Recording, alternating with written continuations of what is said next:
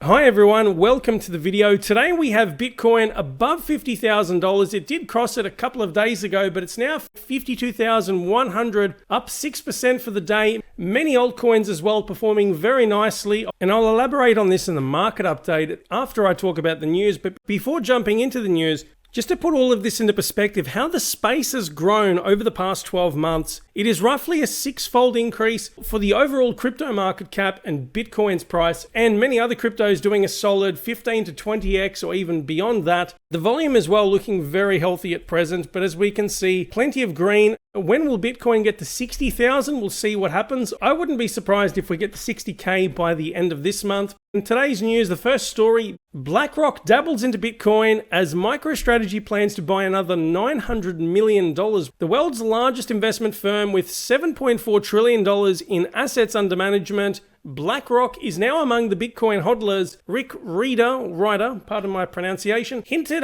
in an interview for CNBC's Squawk Box. Although he did not disclose any numbers, just touching on a couple of things in this article, BlackRock's chief investment officer attributes the current bond rally to an increase in demand, in air quotes, for high-yielding assets. Rieder believes that over the next few years, the global economy will see significant growth, and added, and I do quote, "The demand for safe assets is something that explains why people are going to certain parts of the market. The liquidity in the system is so immense, and the need for yield is demographically driven.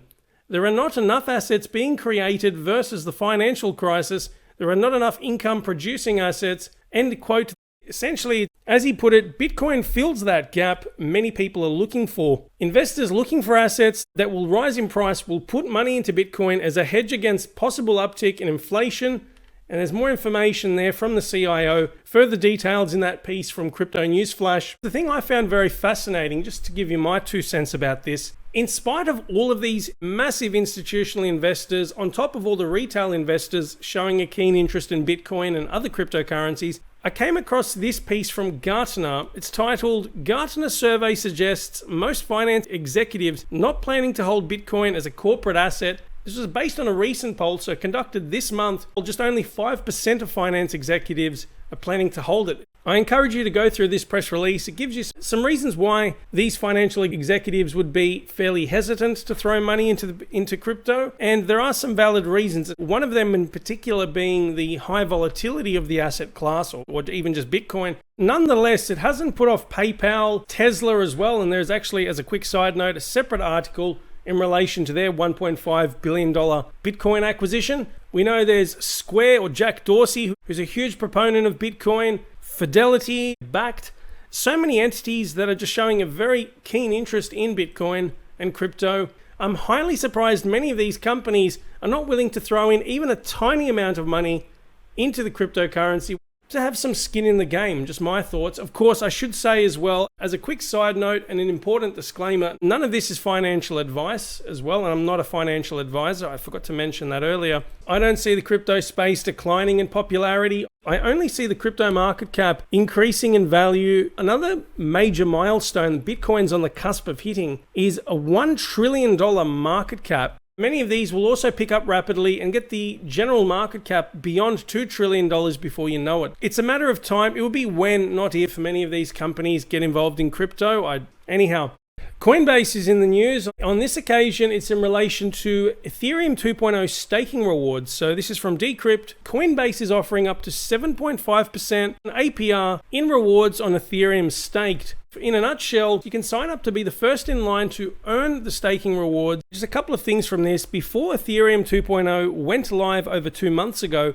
Coinbase promised it would support staking to the new network. Today, it opened the waitlist. Exchange users interested in locking down all or a portion of their ETH holdings can sign up to earn up to 7.5% APR on what they stake. It does say here as well, other exchanges are already offering Ethereum 2 staking rewards. I'm not too sure. In terms of other exchanges offering staking rewards, I haven't found anything yet for Ethereum staking via Exodus or Atomic Wallet. And for the record, none of this is paid advertising. Someone accused me of that recently. If I scroll down and look at the supported cryptocurrency assets for Exodus, there's nothing yet for Ethereum in terms of staking, although do stay tuned because it's a very popular platform. Atomic Wallet as well, if you look at their supported list of crypto assets for staking. Nothing there yet. Look, I commend Coinbase for offering this. I will say, and this definitely provokes the ire of so many people, when they hear about the commission being taken from Coinbase or by Coinbase from anyone choosing to stake, just for those not looking at the screen, you go to the FAQs, it says, is there a fee associated with this service? It then directs people to the user agreement, and subsequently, when you look at the user agreement, and in regards to rewards and commission, for any staking, they will take a 25% commission. This is based on what I'm seeing here. Do correct me if I'm wrong. That's a huge amount being taken as a commission fee, although to their credit, they are offering the staking, and they've got that for a few different rewards. On a concluding note, for Coinbase staking, I still do not understand why they're offering 0.15% per year for a stable coin. You could get the same amount, if not more, in a bank account. They got the DAI stable coin at 2%. Anyway, I digress. Point of the story, Coinbase is offering Ethereum staking, or there's a wait list that's been opened. Next up, we have Cardano, or ADA, piece from Crypto Slate. Almost 72% of all ADA is now staked on Cardano. That's an enormous amount. A brief read, quick and concise. It talks about the price rally of Cardano almost hitting $1. It was just over a week ago, hovering in the 30 to 35 cents range, so it has propelled in price such a short period of time. While overtaking Polkadot earlier this year in terms of staked value has been major news for Cardano, it's equally as important to notice the blockchain's month-and-a-half reign as the most decentralized network in the world. The 72% figure is still way ahead of Polkadot of approximately 60% of DOT tokens staked on the network.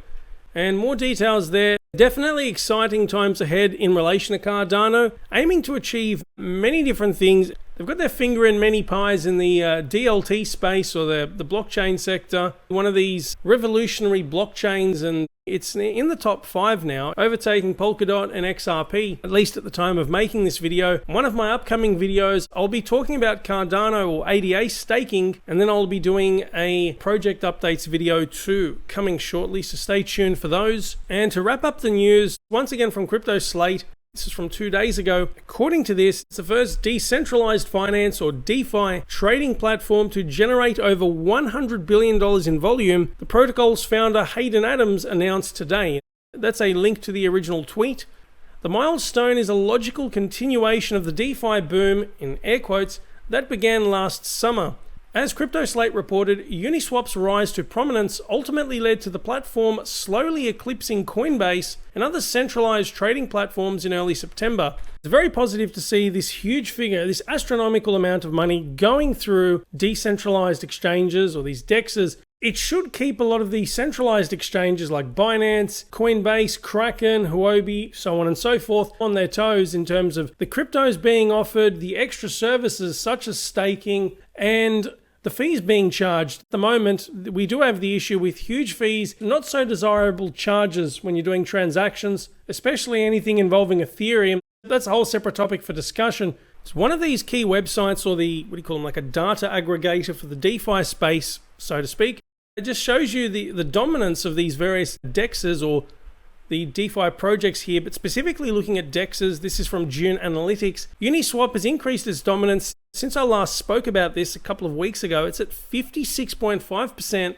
SushiSwap, a distant second place at 21.3%, and we have others there listed. We've got Curve, 0x, Bancor, Mooniswap, and Gnosis, and several others. So you can check that out there. There's plenty of information to take in.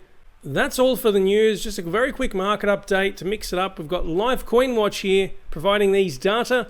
So the prices as follows, focusing on the major cryptos and then looking at the biggest winners and losers over the past 24 hours. We've got Bitcoin, $52,100 per BTC, Ethereum, $1,900 per ETH, Cardano just below 91 cents per ADA, DOT at roughly $32, BNB $168, Binance Coin has just erupted in recent days, XRP picking up again, it is at 54 cents, Litecoin $234, Link at just below $33 per token, XLM 50 cents, Dogecoin still up there, although despite the drop in recent days. Some other notable mentions, Atom or Cosmos $24, Aave, $467. Myota, still holding fairly strong too. And let's have a look at some of the biggest winners and losers that I haven't discussed yet. 1 second. We have Poly, 300% up for the day. That's probably a pump and dump. Cake, 41%. Zen, 35%. IOST, 30%. BNB, 29%, and several others there. I mean, there's plenty of green going down the list. Almost all cryptos in the top 100 are in the green, well, definitely picking up in recent times once again. Looking at the biggest losers, few and far between. So Doge, Bitcoin Gold, Swissborg, Ravane, AMP, Ampleforth, and mostly stable coins for the others. And that's a wrap for the video. What are your thoughts about the information covered in this? I look forward to your feedback. If you like this video, give it a thumbs up. Subscribe if you want to stay up to date with my latest content. If you have something to say or you just want to say g'day, by all means, leave your feedback in the comments section. More videos coming soon. I hope you're all doing well. Talk to you shortly and see you later.